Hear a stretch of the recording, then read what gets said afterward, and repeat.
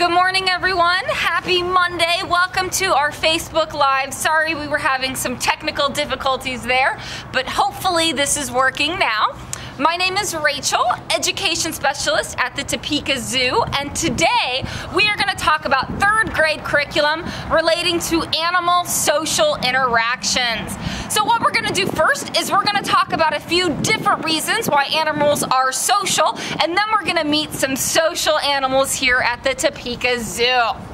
Now, social interactions in animal groups are important for a variety of reasons. It might help that group to survive against predators, to find a mate, to hunt or forage. Many animals stay together in their family units, so social interactions are very important for many differing species around the world, including humans.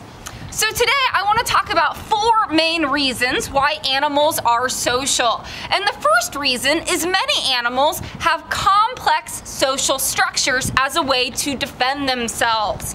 So what I have here is a picture of a bee colony or beehive. And as you guys know, many types of bees create hives as a way to protect themselves and to shelter themselves from any of the elements outside. So beehives often have a queen, and they can have hundreds or even thousands of workers. And they create a very complex social structure where these workers have many types of jobs, from collecting pollen to repairing the hive. By living together in a social structure, these bees, these insects, are able to survive. Another example of an animal with a complex social structure are ants. Just like bees, ants oftentimes have a queen, and they have very complex social structures. You can see in this picture that several ants are working together to form a bridge so they can get from one leaf to the next. Ants have a hierarchy, which means they actually have a designated level that each ant is on, from the queen all the way down to the workers. And by living together in nests or colonies of hundreds, thousands, or even millions, these ants are able to find the food and the shelter that they need to survive. Now, many animals use social structures as a family unit. For instance, this picture is of beavers. Beavers will stay together as a family to actually build their shelter together. So you can have 3, 4, 5, even 6 beavers in a lodge together. They are all working together to cut down the trees and to build that lodge. So family is a very important reason that beavers stay together to build their shelter. Another example of an animal who is very social and really relies on their family are elephant herds. Elephant herds are matriarchal, which means they are led by the oldest female. Interestingly, some scientists think that elephants actually mourn or grieve their dead.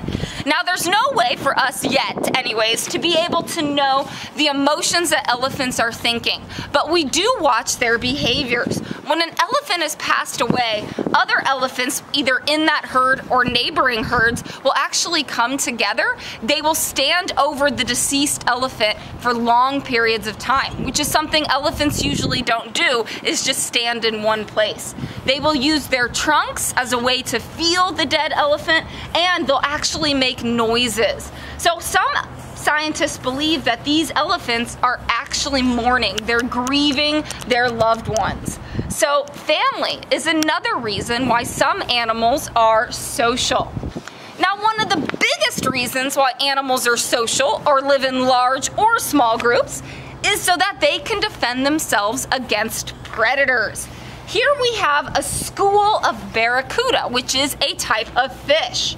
Large groupings of fish, of hundreds of them, will oftentimes live together in the ocean so that predators, when they try to attack them, they can't get them. There are so many of them moving in one direction quickly that a predator cannot actually catch them.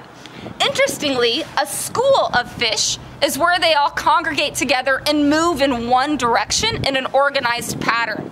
But a shoal of fish is a grouping of fish that just stays together for social reasons. So oftentimes fish will gather in large groups, large schools, as a way to stay away from predators. Dolphins, which is a type of marine mammal, do the same thing. They stay together in a pod. Now, dolphins will actually defend themselves against predators, like sharks or whales.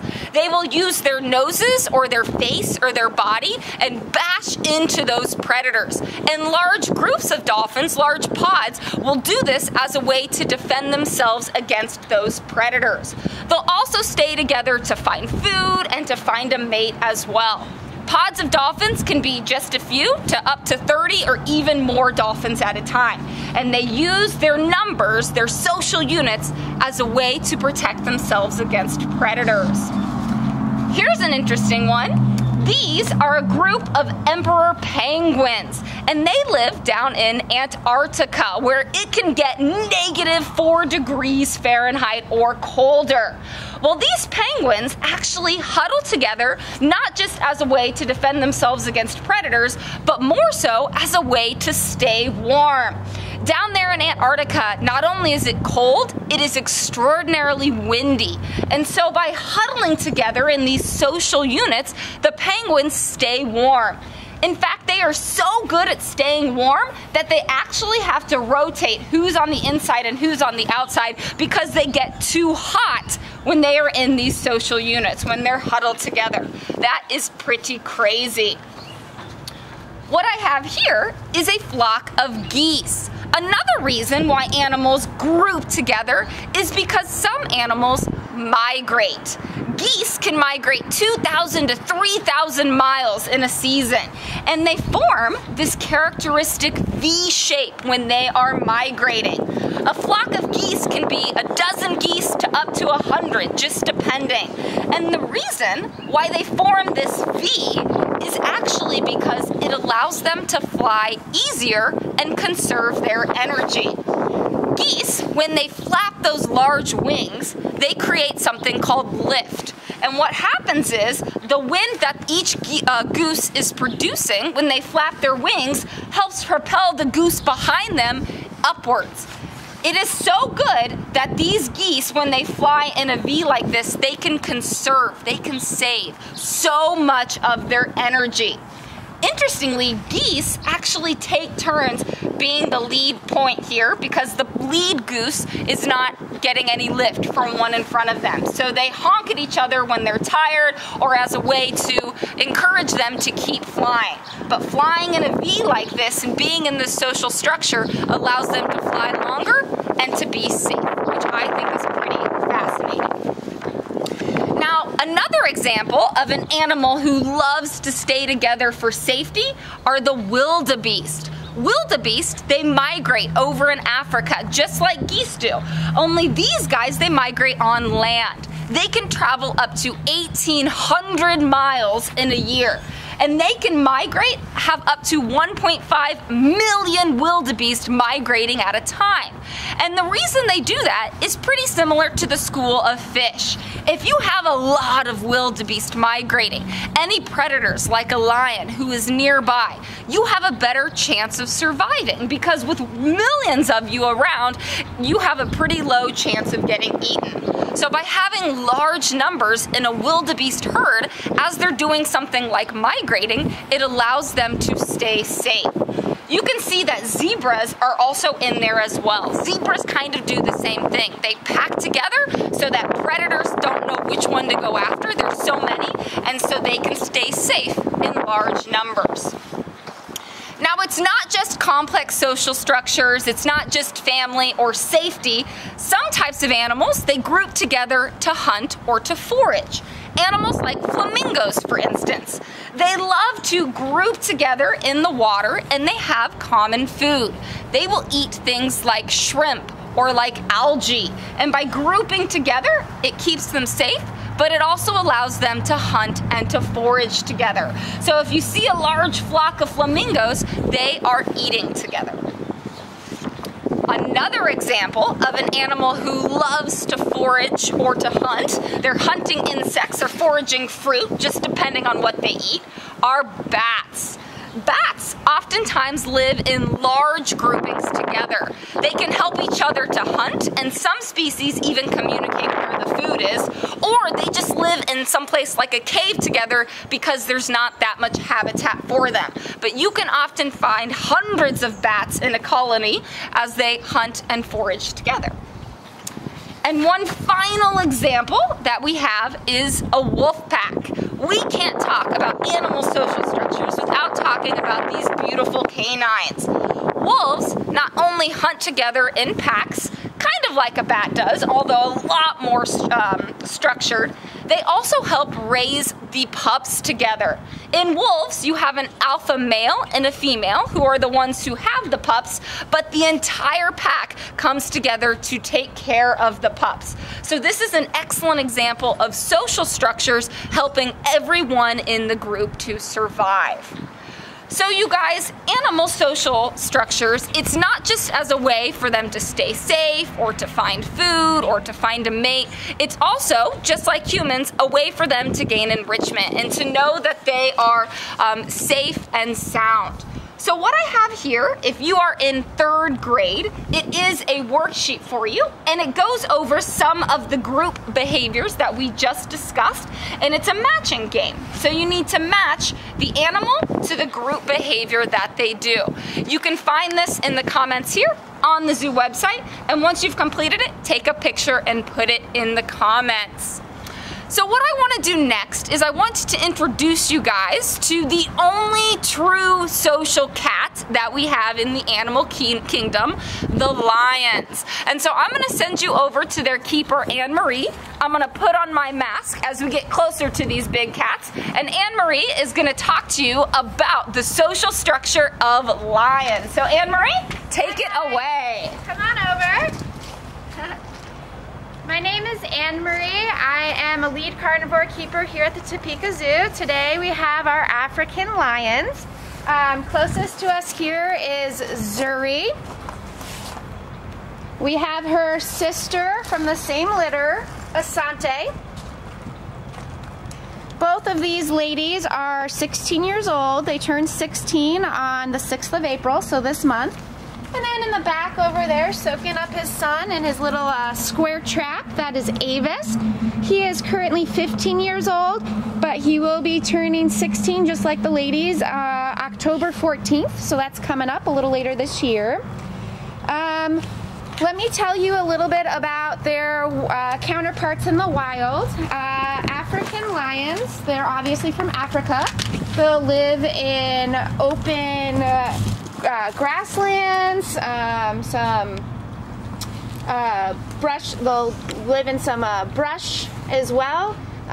This all allows them different types of safety. So they'll live in large groups called prides. Roughly anywhere from 3 lions to 30 lions will be in a group at a time. And they do this for several reasons. So the females are the ones that are typically doing the hunting. They will go out in groups together, and usually the lighter, more agile females will be the ones that are chasing down the animal that they are intending to capture, and they will herd them towards the larger lionesses, who will then try and sneak up on them and take down the prey. So they will actually then share this meal together. They'll bring some home to the cubs and to the males. The males are hunting less than 10% of the time. So their job in their social group is more to take care of the territory that they have. They will make sure that no one's going to come and encroach on their area that they've claimed as their own. And while the female lions are out hunting, they will actually stay behind and take care of the cubs and make sure that they are safe.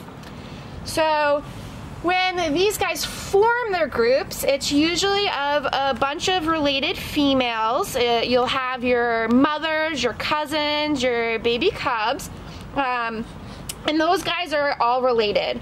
The few males that are in the group are unrelated to any of the females, and they kind of work their way into the group, and then they stay and protect it.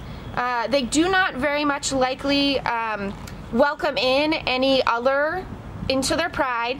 If a male wants to join their group, they're going to have to fight the other male lions, and at that point they either get defeated and leave, or they take over and the other males will head out on their own.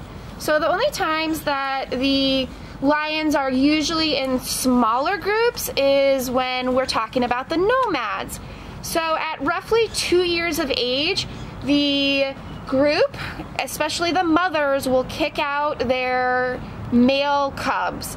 That is when they are completely weaned, ready to go off on their own, and the moms will actually drive off the males. Sometimes the males will be strong enough that they will then try and take over their own pride, but usually they're gonna be fighting a more experienced male, and so a lot of the time they'll travel as a nomadic male bachelor group. It is very rare, but sometimes the moms will actually also kick out a female cub. Again, that would happen around 2 years of age. Not entirely sure why this happens, but they will sometimes wander off on their own trying to find another group, or they might actually join a nomadic male group and start a new family group altogether there and start their own pride. So right here, Asante, she's playing a little bit with the ball enrichment that we gave her. Asante, if I were to talk about how she fits into this little pride, she's kind of the one that keeps the peace. She is the less dominant of the two females, and she just kind of goes with the flow. Every once in a while she'll assert herself, but for the most part Zuri's the dominant female, and she kind of is the first to do stuff, the first to want to get her food, and she has no problem challenging either of the other two to try and take something. Avis in the group, he's definitely the most chill and relaxed of all three of them. At this point, he kind of wants to keep the peace with everyone also. I'd say he's like another peacekeeper in the group.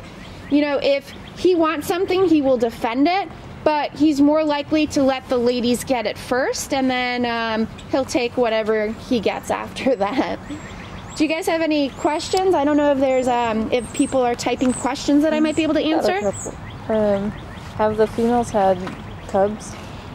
Not during my time here. I believe that Asante has had one litter, but that I'm not. Yeah, and it was just one cub. Yeah. Okay, that was before my time, but she did have one cub, and I believe at this time in age they will not be having any cubs in their future. Any other questions? I can talk a little bit about cubs. Hi, Mom! So when the females, when they have cubs, they'll actually go to a more secluded area of their territory, and they'll have their litter and they'll stay separate from the group, usually for up to 3 weeks. That's usually the time where the moms will start taking their cubs around. And at 6 weeks, that's typically when they're more like weaned from mom and they can go do a little bit more on their own. But it's really cool because all of the adult females will actually be able to help feed anyone else's cubs. So they'll actually feed cubs that aren't from their own specific litter. And it's usually because they're having litters at roughly around the same time. And they can have them maybe like every other year is usually when they'll be having more cubs. Fascinating. So would you be able to talk a little bit about what we feed our lions here and how much they get and things like that? Absolutely. So these guys, we feed them a ground meat. It's Nebraska. And since we do have an older group of lions at this point, we've taken care of them for a good chunk of their lives, and now we are feeding them senior meat. And that just helps with the longevity of how long they can live. And I'll get into that a little bit here. So under human care in zoos, they get the best nutrition, they get the best veterinary care. So their lives are extended longer than they would live out in the wild. So they actually probably would not be alive any longer if they were out in the wild. But here, since they do last longer, their kidneys actually usually don't handle the meat as well after a certain point. And that's, you know, not straight across the board, but it is typical that cats will have kidney diseases, and that's true for your domestic cats at home. So the senior meat just kind of helps them prevent. We use it as both a preventative and if they already are having any kinds of problems, and that just helps their body with those types of issues. So as far as we know, none of our cats have any kidney issues. We do blood work with them, and none of the results coming back have indicated that they have that. But we do feed them that to make sure that we're just still keeping them as healthy as possible. They also get once a week, they'll get bones, which is very exciting. Sunday is bone day, and it's our favorite day of the week. And we also, one day a week, give them a fast day where we feed them, actually, we still give them a little bit of meat for training purposes. But in the wild, you know, they're not actually going to be eating every single day. And so it kind of gives them that same lifestyle. We want to give them the same type of habits as they would, reflecting what it would be like in the wild. And so the fast day is kind of like that for them. You know, in the wild, when they're hunting, they have short bursts of energy. And for the most part, they'll be lounging the rest of the day, building up that energy, just kind of hanging around, maybe grooming each other. But for roughly 21 hours during the day, they won't be very active. And then when they're hunting, they'll have those short bursts of energy, and then they'll kind of eat and rest some more. So would you say that bones are their favorite food? We have a few people asking. You know, it's tough. I would say actually Avis's favorite food is something that we'll provide him for enrichment from time to time, which is actually meat flavored baby food. Bone Day, I think, is something that's real excited for them, because again, that's something that, you know, when they're eating the animals out in the wild, they'll be gnawing on the bones and whatnot. So for them, that's great, because that's just a natural thing that they would be doing anyway. And of course, for us keepers, we love watching them get excited, looking for their bone in the habitat, and then when they finally have it, they take it to their own little safe spot to keep eating on it. Eli wants to know, how fast can a lion run? They can actually, that's a great question. So they can run the length of a football field, I want to say in 20 seconds, which is really fast. I know I cannot run that fast. Oh, wow. Yeah, I certainly can't either. Maggie would like to know if they lose their teeth as they get older. They definitely can. You know, obviously, it's like people, we go through sets of teeth. So when they're, you know, young, they will have some teeth that they lose, and then they'll grow in their adult teeth. In terms of old age, yeah, absolutely. Just like humans, they also can lose their teeth. Here at zoos, typically, if we see that they are having a tooth issue, we'll actually bring in a dental expert, and we'll see if we can either do something to save the tooth, or if it makes more sense for their health to remove the tooth, we will have the dentist remove the tooth. So it's pretty cool that they get that here at the zoo. Nice. And how long do they live in the wild? Usually around 10 years, maybe 12. But some don't even live that long. And, you know, for whatever reason, it could be that someone came and, you know, human beings are obviously a huge issue, which is very unfortunate. But in the wild, maybe if they got in a fight with a group of hyenas that just ended up taking over, or a pack of African wild dogs. Now, it is more likely that the lions are going to be the ones winning these fights, but you know, you just never know. Also, if a new male comes into a group and they end up taking over the group, they will actually kill any of the cubs that are not belonging to them so that they can start their own family with these group of ladies and get their own genetics out there. What are all their names? So our male, his name is Avis, A-V-U-S. Then we have Asante, one of our females, A-S-A-N-T-E. And our other female is Zuri, Z-U-R-I. And I know Asante means thank you in Swahili. Yeah. And I think Zuri means beautiful, doesn't it? Or Missouri means beautiful. I'm not entirely sure about the meaning of Zuri, but Asante, yes, I know you are correct on that. So what is their favorite enrichment toy, somebody asked? It depends on the day, and that is a great question. For the ladies, a lot of the time I'll see them playing with a ball or with a barrel. You saw both of them a little bit playing with it. Today we are filming out in their sandbox, and that is because it's a little cooler out, so we want to give them some access to the sun and outside, but then they also have access to the indoor building. They'll be a little more playful with the ball when they're actually out in the full yard. Avis, on the other hand, he loves scents. Scent is a huge type of communication with lions. The males might urinate to leave a mark, to mark their territory. They'll also use their muzzle and their feet that have scent glands on them to leave scents that communicate to the other lions in their group and other lions to say, hey, this is our territory. So with him, man, he loves rolling around in taco seasoning, and it's really great. Do they sit in cardboard boxes like your cats at home?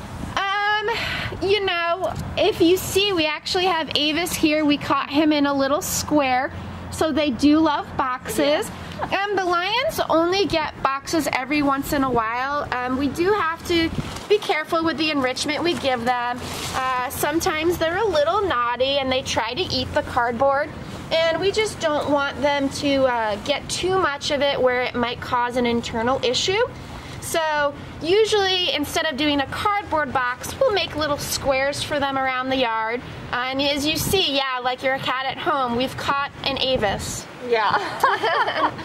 And can you talk a little bit about why male lions have the mane and female lions do not? Absolutely. So they'll usually be getting in that mane at about a year of age. And it starts usually with a fluff around the head, a little bit around the neck. And as they age, it'll get larger. And the larger it is, the more impressive it is going to be to the females. So the females will actually find that attractive. But it also is something that will say to the other male lions, like, hey, I am this big, tough male, and you don't want to mess with me. And if they do end up getting in a fight, that fluff, that extra fluff around the neck will help protect them from bites and scratches. So it has a lot of purposes. Excellent. And they are really big. Do you know how much they weigh by chance? You know, off the top of my head, I want to say a couple hundred at least, right? Yeah, you know, let me get that for you. We did just recently weigh them, and since we weigh all of our animals here, I always have different numbers in my head for that, just because there's just so many different weights for the different animals. But I will tell you, in the medical field, even though Americans, we love to put things in pounds, in the medical field, to keep it across the board so everyone can quickly look and understand, we do it in kilograms. It's fascinating. Oh, we caught a Zuri also. Oh, and how do you tell Zuri and Asante apart? A lot of it is based on personality, to be honest. You can just see their personality. But Zuri is slightly bigger than Asante. On her forehead, you can see they both have two little marks on their head. And hers are a little bit scruffier than Asante's. Asante's are a little bit smoother. So that's just like a quick visual way to tell. Wonderful. Well, we are at our time. Does anybody at home have any final questions for Anne-Marie on the lions or about social structures in general for animals? Okay. Well, we want to thank you so much, Anne-Marie, for teaching us about lions, and thank you for those of you at home watching. Tomorrow, we will be back to talk about structures in birds, and we have a big Topeka Zoo bird to meet at 10 o'clock tomorrow. Thanks, guys. Yay, thank you.